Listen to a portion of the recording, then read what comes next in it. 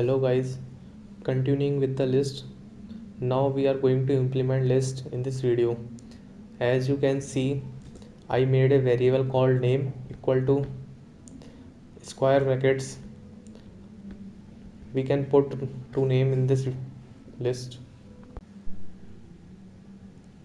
I write some names in the list, Paul and Sam. Now we will print the list. We will print by using a print function bracket the variable name.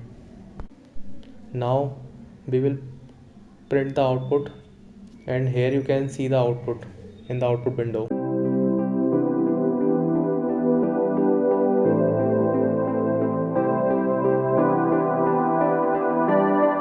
Access list by their index number.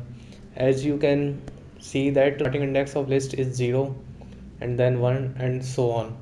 Now we will use the index and print the list. The index 0 is for Paul and 1 for Sam. Here you can see the output.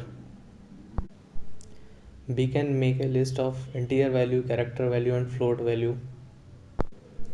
Here I made a list which has character value, integer value and float value, and you can see the output.